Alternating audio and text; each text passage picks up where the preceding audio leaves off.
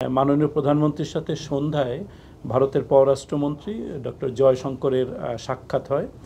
এই সাক্ষাতে মূলত দুইটি দেশেই নতুন সরকার গঠিত হয়েছে। সেখানে দুটি দেশে নতুন করে তারা পার্টনারশিপটাকে আরও কীভাবে এগিয়ে নিয়ে যায় সেই বিষয়ে তাদের মধ্যে কথা হয়েছে এবং নতুন ম্যান্ডেট নিয়ে দুটি সরকার এসেছে, সুতরাং নতুন ভিশনও এর সাথে যুক্ত হবে দুটি দেশের ক্ষেত্রে।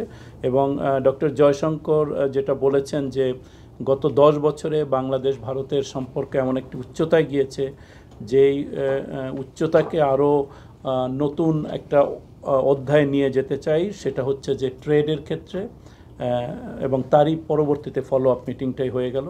তারা লজিস্টিক্সের ক্ষেত্রে, এনার্জি এবং কানেক্টিভিটির ক্ষেত্রে বাংলাদেশের সাথে আরও অধিকতর গুরুত্ব দিয়ে কাজ করতে চায়। একই সাথে দুই নেতা, বাংলাদেশের প্রধানমন্ত্রী বলেছেন যে আসলে আমাদের এই সম্পর্কগুলো যদি নতুন করে এগিয়ে নিতে চাই, সেক্ষেত্রে আমরা শুধু ভারতের সাথে না, beyond south Asia and beyond south Asia অর্থাৎ সাউথ ইস্ট এশিয়াতেও আমরা একই সাথে আমাদের কাজ করতে পারি। সেটা হচ্ছে যে আমাদের অভিজ্ঞতা বিনিময় করতে পারি এবং আমরা আমাদের যে ইকোনমিক ডেভেলপমেন্টের ক্ষেত্রে যে সকল সমস্যা আছে দুই দিকে, সেটি আমরা আলাপ আলোচনার মাধ্যমে শেষ করতে পারি।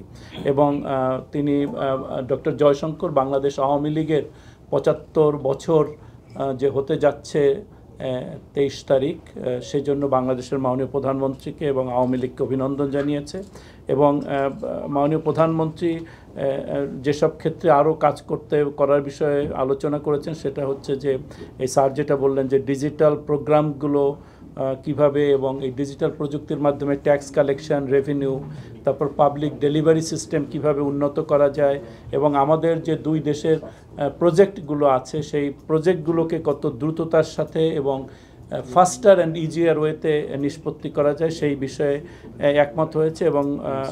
এবং বিমস্টেকের ক্ষেত্রে নতুন ভূমিকা নেওয়ার জন্য ডক্টর জয়শঙ্কর মাননীয় প্রধানমন্ত্রীকে অনুরোধ করেছেন এবং মাননীয় প্রধানমন্ত্রীকে যে আগামী সেপ্টেম্বরে থাইল্যান্ডে যে বিমস্টেক সভা হবে সেখানে মাননীয় প্রধানমন্ত্রীর উপস্থিতি আশা করেছেন এবং তারা একমত হয়েছেন যে বিমস্টেককে অনেক শক্তিশালী করলে আমাদের অর্থনৈতিক, ব্যবসা, কানেক্টিভিটি, ডিজিটাইজেশন সব দিক থেকে বাংলাদেশ অনেক বেশি উপকৃত হবে।